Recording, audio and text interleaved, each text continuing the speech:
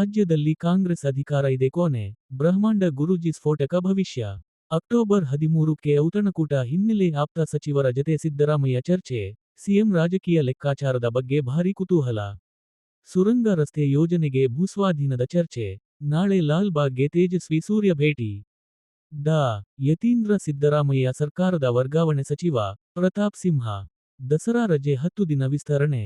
ಅ.18 ರವರೆಗೆ ಶಾಲೆಗಳಿಗೆ ರಜೆ ಘೋಷಿಸಿದ ಸಿಎಂ. ನವೆಂಬರ್ನಲ್ಲಿ ಕಾಂಗ್ರೆಸ್ನಲ್ಲಿ ಕ್ರಾಂತಿ, ಜನವರಿಯಲ್ಲಿ ಸಂಕ್ರಾಂತಿ ಅಂತ ಮಾಜಿ ಸಚಿವ ಬಿ. ಶ್ರೀರಾಮುಲು ವ್ಯಂಗ್ಯವಾಡಿದ್ದಾರೆ. ಜನವರಿಯಲ್ಲಿ ಸಂಕ್ರಾಂತಿ ಬರುತ್ತೇನೋ ಗೊತ್ತಿಲ್ಲ ಅಂತ ಹೇಳಿದ್ದಾರೆ. ಈ ರಾಜ್ಯದ ಮುಖ್ಯಮಂತ್ರಿ ಸಿದ್ದರಾಮಯ್ಯ ಅವರ ಕುರ್ಚಿ ಖಾಲಿಯಾಗುತ್ತೆ ಅದು ಮಾತ್ರ ಗ್ಯಾರಂಟಿ ಅಂತ ಶ್ರೀರಾಮುಲು ಹೇಳಿದ್ದಾರೆ. ಸರ್ಕಾರಿ ಕಾರ್ಯಕ್ರಮದಲ್ಲಿ ಕುರಾನ್ ಪಠಣ ಆರೋಪ, ಖಂಡನೆ. ಡಿಸಿ ಕಚೇರಿ ಎದುರು ಹೋಮ ನಡೆಸಲು ಬಿಜೆಪಿ ಸಜ್ಜು.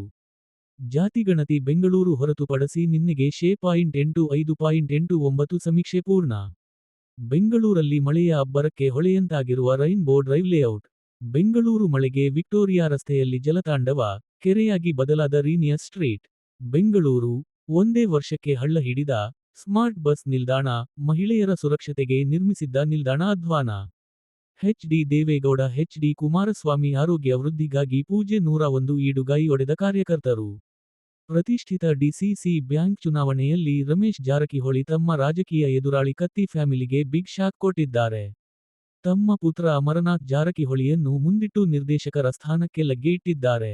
ಬೆಂಗಳೂರಿನಲ್ಲಿ ಸೈಬರ್ ಕಳ್ಳರ ಹಾವಳಿ, ಸ್ಫೋಟಕ ಮಾಹಿತಿ ಬಯಲು. ಪೊಲೀಸರ ಬಗ್ಗೆ ಯಾರಿಗೂ ಭಯ ಇಲ್ಲದಂತಾಗಿದೆ ಸಂಸದ ಯದುವೀರ್ ಒಡೆಯರ್ ಆರೋಪ. ಮತ್ತೆ ಮುಷ್ಕರಕ್ಕೆ ಮುಂದಾದ ಸಾರಿಗೆ ನೌಕರರು ಬಸ್ಗಳು ಅಕ್ಟೋಬರ್ 15ರಿಂದ 19 ರವರೆಗೆ ಉಪವಾಸ ಸತ್ಯಾಗ್ರಹ ಮಾಡಲು ಚಿಂತನೆ ನಡೆಸಿದ್ದಾರೆ ಸರಿಯಾಗಿ ಸಂಚರಿಸೋದು ಅನುಮಾನ. $100 ಬಿಲಿಯನ್ ಸೆಕೆಂಡ್ನಲ್ಲಿ ಅಳಿಸಿ ಹಾಕಿದ್ರು. ಮೊದಲ ಬಾರಿಗೆ ನೋವು ತೋಡಿಕೊಂಡ ಅದಾನಿ, ತಪ್ಪು ಮಾಹಿತಿ ನೀಡಿ ಅಪಾರ ನಷ್ಟ ಮಾಡಿದರು ಎಂದು ಗೌತಮ್ ಅದಾನಿ ಹೇಳಿದ್ದಾರೆ. ಮುಖ್ಯಮಂತ್ರಿ ಸಿದ್ದರಾಮಯ್ಯನವರು ಅ.13ರಂದು ಎಲ್ಲ ಸಚಿವರಿಗೂ ಊಟಕ್ಕೆ ಬನ್ನಿ ಅಂತ ಕರೆದಿದ್ದು, ಇದಕ್ಕೆ ರಾಜಕೀಯ ಅರ್ಥ ಕಲ್ಪಿಸುವ ಅವಶ್ಯಕತೆ ಇಲ್ಲ. ಸಚಿವ ಸಂಪುಟ ಪುನಾರಚನೆ ಹೈಕಮಾಂಡ್ಗೆ ಬಿಟ್ಟ ವಿಚಾರ ಎಂದು ಸಚಿವ ಎಚ್. ಕೆ. ಪಾಟೀಲ್ ಹೇಳಿದರು. ಭಾರತದಲ್ಲಿ ಒಂದು GIGABYTE ಡೇಟಾ 1 ಕಪ್ ಚಹಾಕ್ಕಿಂತ ಕಡಿಮೆ ಬೆಲೆಗೆ ಲಭ್ಯವಿದೆ, ಪ್ರಧಾನಿ ಮೋದಿ. 35,440 ಕೋಟಿ ರೂಪಾಯಿ ಮೌಲ್ಯದ 2 ಬೃಹತ್ ಕೃಷಿ ಯೋಜನೆಗಳಿಗೆ ಪ್ರಧಾನಿ ಮೋದಿ ಚಾಲನೆ.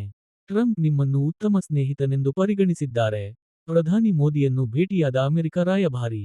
ಹಾಸನಾಂಬೆ ದರ್ಶನದಲ್ಲಿ ದಾಖಲೆಯ ಆದಾಯ, ಒಂದೇ ದಿನಕ್ಕೆ 1 ಕೋಟಿಗೂ ಹೆಚ್ಚು ಹಣ ಸಂಗ್ರಹ. ರೋಹಿತ್ ಶರ್ಮಾ, ಸೌರವ್ ಗಂಗೂಲಿ ಹೆಸರಿನಲ್ಲಿದ್ದ ಅಪರೂಪದ ದಾಖಲೆ ಮುರಿದ ಶುಭ್ಮನ್ ಗಿಲ್. ಜಡೇಜಾ ದಾಳಿಗೆ ವೆಸ್ಟ್ ಇಂಡೀಸ್ ಕಂಗಾಲು, 2ನೇ ಟೆಸ್ಟ್ನಲ್ಲೂ ಭಾರತ ಮೇಲುಗೈ. ಟಿಆರ್ಪಿಯಲ್ಲಿ ಮತ್ತೆ ದಾಖಲೆ ಬರೆದ ಬಿಗ್ ಬಾಸ್, ಸಿಕ್ತು ಡಬಲ್ ಡಿಜಿಟ್ ನಂಬರ್.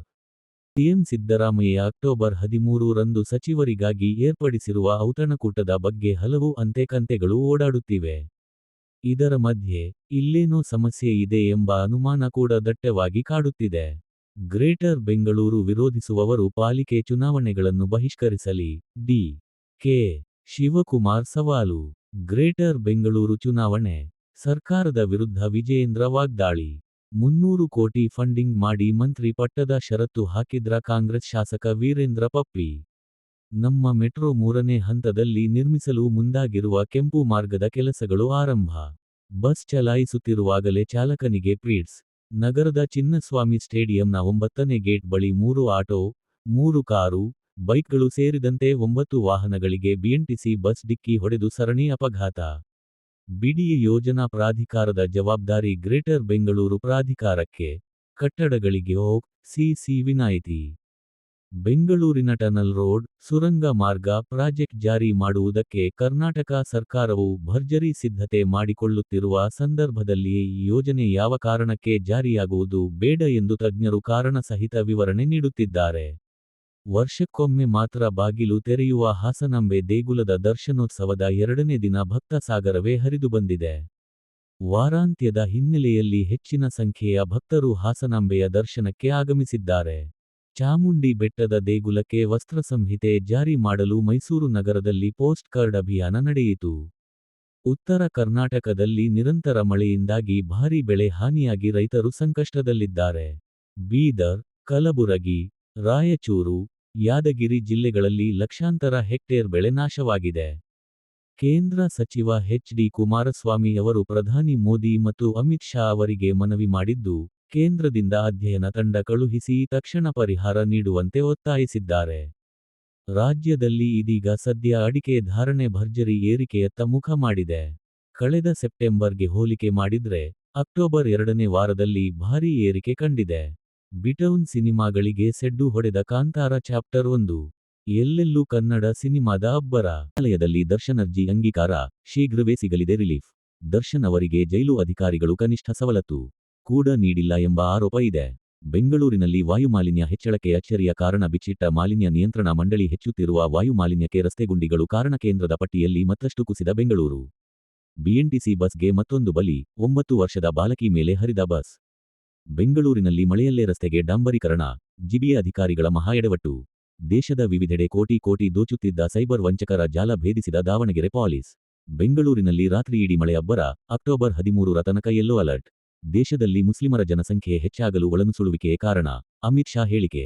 ಕರ್ನಾಟಕ ಸರ್ಕಾರದ ಸಂಪುಟ ವಿಸ್ತರಣೆ ನವೆಂಬರ್ನಲ್ಲಿ ಎಂದ ಸರ್ಕಾರದ ಮುಖ್ಯ ಸಚೇತಕ ಸಲೀನ್ ಅಹ್ಮದ್. ಬೆಂಗಳೂರು, ರಾತ್ರಿಯಾಗುತ್ತಿದ್ದಂತೆ ಗುಡುಗು, ಸಿಡಿಲು ಸಹಿತ ಮಳೆ. ಬೆಂಗಳೂರಿನಲ್ಲಿ ಹೆಚ್ಚುತ್ತಿದೆ ಹಂದಿ ಜ್ವರ. ಈ ಲಕ್ಷಣಗಳನ್ನು ನಿರ್ಲಕ್ಷಿಸಬೇಡಿ.